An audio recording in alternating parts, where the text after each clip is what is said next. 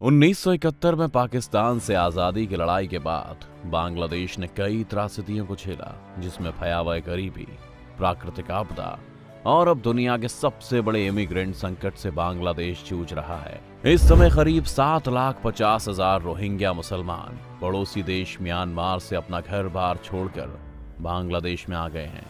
ऐसा इसलिए हो रहा है क्योंकि बांग्लादेश आज भी अपने खुले हुए बॉर्डर की समस्या को सुलझा नहीं पा रहा है। इसलिए एक दिन ऐसा देखने को मिलता है कि बांग्लादेश के लोग भारत में भी बिना किसी परमिशन के चले आते हैं।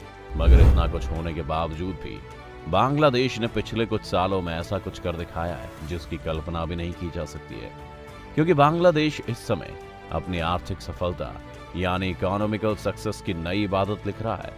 सबसे ज्यादा ध्यान देने वाली बात यह है कि मैन्युफैक्चरिंग सेक्टर में बांग्लादेश बहुत तेजी से आगे बढ़ रहा है। यहाँ पर आपको एक बहुत ज्यादा इंटरेस्टिंग फैक्ट बता दें कि कपड़ा उद्योग यानी टेक्सटाइल इंडस्ट्री में बांग्लादेश चीन के बाद दूसरे नंबर पर आता है। इसी वजह से पिछले एक दशक में बांग्लादेश की इकोनॉमी ने औसतन 6% के एनुअल ग्रोथ से आगे बढ़ने का नया टारगेट हासिल किया था और 2018 आते आते ये डेवलपमेंट रेट 7.86% तक पहुंच गई थी।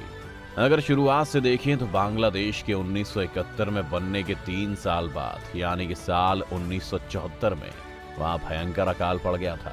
लेकिन उसके बाद बांग्लादेश ने अपनी तस्वीर इस तरह से बदली कि 16.6 करोड़ से ज्यादा की आबादी वाला बांग्लादेश आज फूड प्रोडक्शन के मामले में पूरी तरह से आत्मनिर्भर बन चुका है।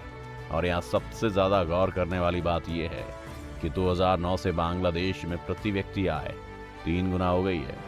साल 2019 में बांग्लादेश की प्रति व्यक्ति आय $1750 तक पहुंच गई थी। हालांकि ये सच है कि बांग्लादेश में बड़ी संख्या में लोग गरीबी में जीवन बसर कर रहे हैं, लेकिन विश्व बैंक के आंकड़ों की माने तो पहले बांग्लादेश में हर रोज सिर्फ 100 रुपए में अपना जीवन चलाने वाले कुल 19% लोग थे, लेकिन अब ये आंकड़ा 9% ही रह गया है। इसका मतलब ये हुआ कि बांग्लादेश में गरीबों की संख्या में भी तेजी से कमी हो रही है। अगर बात वहां की सरकार की करें तो शेख हसीना 3 बार से लगातार बांग्लादेश की प्रधानमंत्री बनी हुई है और लोगों का ये कहना है कि इस समय बांग्लादेश को शेख हसीना से बेहतर प्रधानमंत्री नहीं मिल सकता है, क्योंकि एक तरह से देखें तो पिछले एक दशक से यानी शेख हसीना की सरकार में ही बांग्लादेश एशिया के सबसे सफल देशों में एक उभर के सामने आया है। आपको ये बात तो पता ही होगी कि एक वक्त था कि जब बांग्लादेश पाकिस्तान का सबसे गरीब इलाका था और उसे पूर्वी पाकिस्तान के नाम से भी जानते थे, जिसके बाद इसे 1971 में आज़ादी मिली। लेकिन उसके बाद भी बांग्लादेश भीषण गरीबी में रहा। लेकिन 2006 के बाद से बांग्लादेश की तस्वीर से धूल छटने लगी और तरक्की की रेस में ये देश पाकिस्तान से भी आगे निकल गया। आइए बात करते हैं भारत, बांग्लादेश और पाकिस्तान की जीडीपी की। विश्व बैंक के आंकड़ों की माने तो साल 1971 में भारत की जीडीपी 67.35 अरब डॉलर थी। ये वही समय था जब भारत ने बांग्लादेश को पाकिस्तान से आजाद कराया था। उस समय बांग्लादेश की जीडीपी महज 8.75 करोड़ डॉलर थी, जबकि उस समय पाकिस्तान की जीडीपी 10.6 अरब डॉलर थी। अब साल 2020 के आंकड़ों की बात करें तो भारत की जीडीपी 2,620 अरब डॉलर है, जो 1971 के मुकाबले 38 गुना ज्यादा है। इस लिहाज से भारत की जीडीपी में 49 सालों में 7.7% की एवरेज रेट से ग्रोथ हुई है। वहीं बांग्लादेश की जीडीपी इस समय 324 अरब डॉलर है, जिसका मतलब है कि बांग्लादेश ने 7.71% की एवरेज ग्रोथ रेट से अपनी जीडीपी को बढ़ाया है।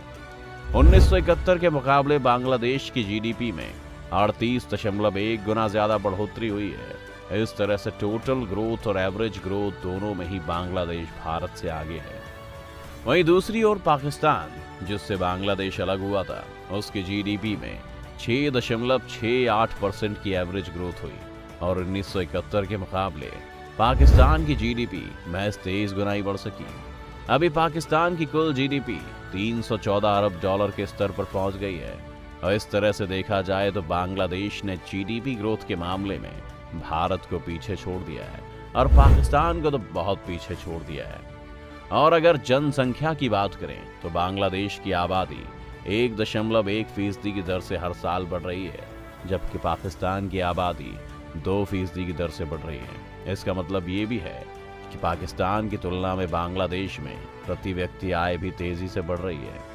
अगर एक आंकड़े के आधार पर आपको बताएं तो भारत में भले ही डीमोनेटाइजेशन के बाद लोग डिजिटल पेमेंट में भरोसा करने लगे हैं, लेकिन बांग्लादेश में ऐसा कुछ हुए बिना ही वहां के लोगों में डिजिटल पेमेंट की आदत लग गई है। विश्व बैंक के आंकड़ों के अनुसार 2017 में बांग्लादेश में जिन लोगों का बैंक खाता है उनमें से 34.1% लोगों ने डिजिटल पेमेंट करना सही समझा, जो कि पूरे साउथ एशिया देशों में सबसे ज्यादा था। उस साल साउथ एशिया में एवरेज 27.8% बैंक अकाउंट वाले लोग ही डिजिटल पेमेंट को अपना रहे थे। इसके अलावा एक और फैक्टर जो बांग्लादेश की अर्थव्यवस्था को लगातार मजबूत बना रहा है वो है एनआरआईज। बांग्लादेश की अर्थव्यवस्था में विदेशों में काम करने वाले करीब 25 लाख बांग्लादेशियों की बड़ी भूमिका है। विदेशों से ये जो पैसा कमाकर भेजते हैं उनमें हर साल 18% की बढ़ोतरी हो रही है और 2018 में ये कमाई 15 अरब डॉलर तक पहुंच गई थी। बांग्लादेश की सफलता में रेडीमेड कपड़ा उद्योग की सबसे बड़ी भूमिका मानी जाती है। यहाँ से बांग्लादेश के लोगों को सबसे ज्यादा रोजगार मुहैया होता है।